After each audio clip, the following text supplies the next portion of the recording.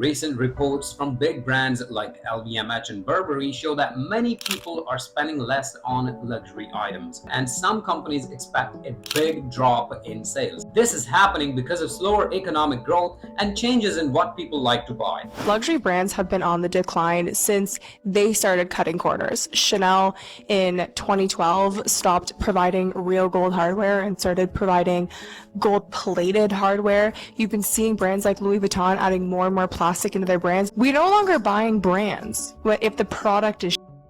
If these brands they're coveted, they're worth something, they're hard to access, they're expensive, you want your brain to think and be fooled that they're being made of the highest quality material. You want to think when you're spending $38,000, the cost of the bag isn't $1,000.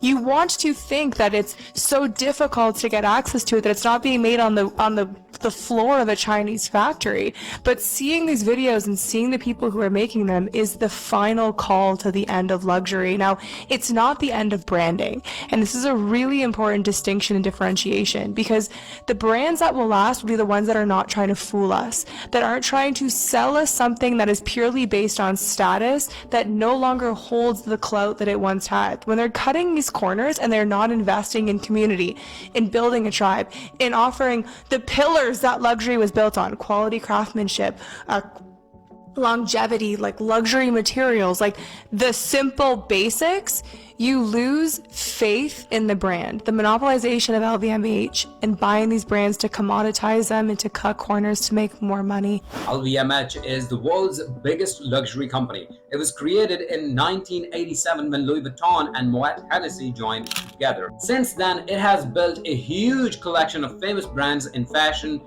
beauty, jewelry, and more. Under the leadership of Bernard Arnault, LVMH has bought many other brands and expanded quickly. Even though LVMH is still the biggest name in luxury, new and smaller brands have also found ways to get noticed. Thanks to social media and influencers, these brands can now reach people all around the world without needing a big company behind them. Luxury products usually have much higher prices because they are seen as special and high quality. This helps companies make big profits even when they sell fewer products. Until now, most customers accepted these higher prices because brands did a good job of convincing people that their products were worth it.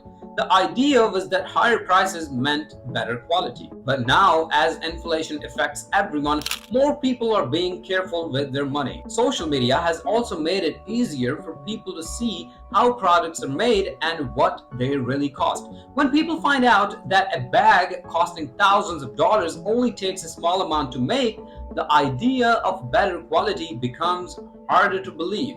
Everyone's freaking out over the fact that Dior's bags that retail for more than $2,500 only cost $57 to make. Now, my thing is, why are people shocked? This isn't news. I'm pretty sure all luxury brands mark up their products and make huge profits. Did you really think it cost Dior, Louis Vuitton, Gucci $2,000 to produce a $3,000 bag? Aside from the fact that these luxury companies like Dior and Armani are making so much profit from the sale of one bag, it's also alleged that they hire subcontractors that employ Chinese foreign workers who live in Italy illegally and pay them as little as $2 an hour. The United States has always been one of the biggest markets for luxury products because of its strong economy and culture of spending. From fancy clothes to bags to luxury cars and jewelry, American shoppers have played a huge part in luxury brand success. I feel like that was common. I thought it was common knowledge. I thought people knew that they were buying products that were labeled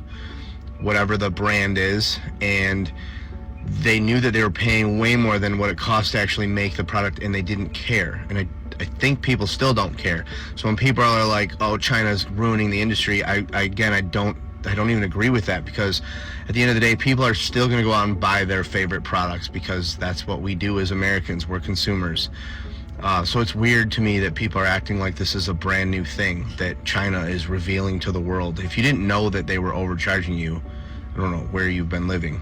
The products that you love, that we all love, computers, laptops, tablets, clothing, makeup, it's made in different countries for way less because they pay their workers very, very, very low wages. It costs them very little to make it, and then they charge us a ton of money to buy it. And I'm pretty sure you've always been able to buy those products straight from the manufacturer and put your own label on them.